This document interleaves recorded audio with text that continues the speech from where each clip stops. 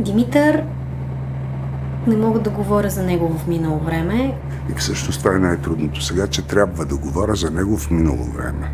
За Митко Ленов няма да говоря в минало време, за Митко Ленов ще говоря в сегашно време.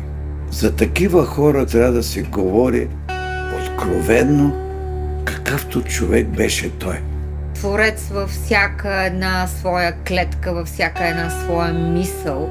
Повече хора, ако има като него, по друг начин щехме да живеем. Никога не може да си отиде от мен.